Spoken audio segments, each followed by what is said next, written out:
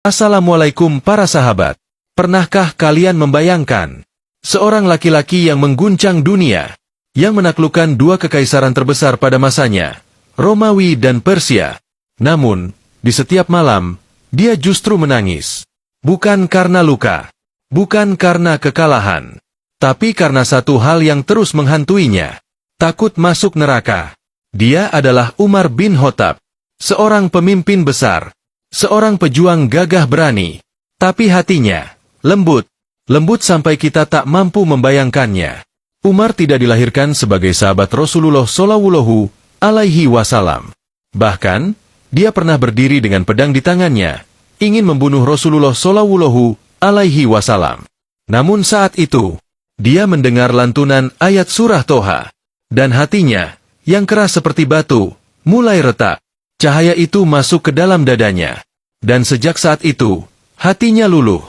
Langkahnya berubah, sejarah pun berubah selamanya. Umar masuk Islam, dan Islam mendapat pelindung.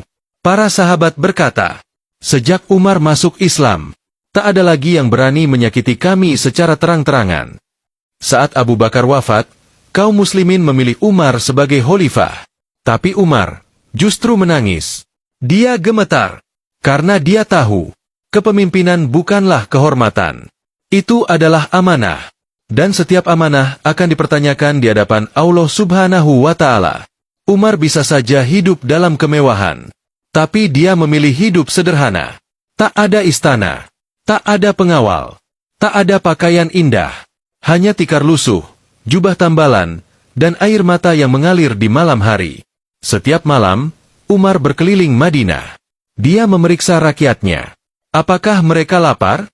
Apakah mereka tidur dengan perut kosong? Suatu malam, dia mendengar tangisan anak-anak.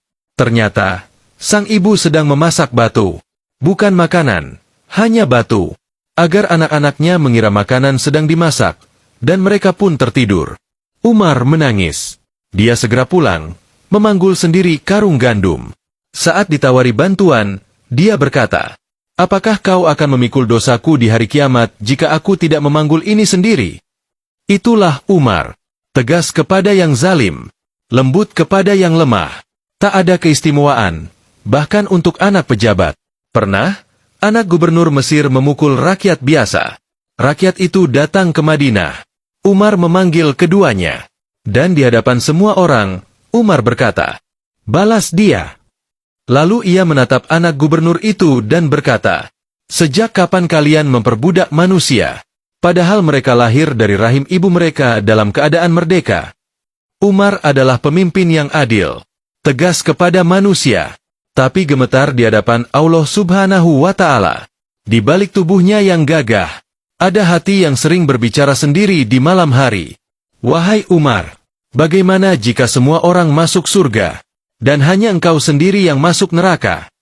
Ia bahkan pernah berkata, andai aku hanya sebatang rumput yang diinjak orang lalu dilupakan, itu lebih aku sukai, daripada dihisap oleh Allah Subhanahu wa Ta'ala. Itu bukan kelemahan. Itu adalah ketakutan yang menyelamatkan. Ketika ajalnya tiba, Umar sedang memimpin sholat subuh. Dia ditikam. Darah mengalir.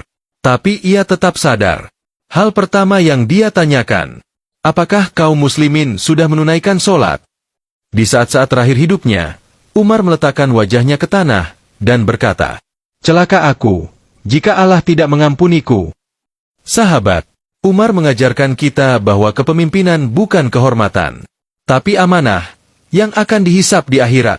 Kita tak perlu menjadi khalifah, tapi kita semua adalah pemimpin bagi diri kita sendiri. Dan jika Umar bin Khattab saja takut tak bisa berlaku adil, lalu bagaimana dengan kita? Sudahkah kita adil? Atau bahkan, kita menzalimi orang lain, hanya dengan kata-kata? Semoga Allah Subhanahu wa Ta'ala membangkitkan kita bersama orang-orang adil seperti Umar bin Khattab. Sampaikan kisah inspiratif ini kepada yang lain, agar menjadi amal jariahmu di akhirat. Amin. Allahumma amin.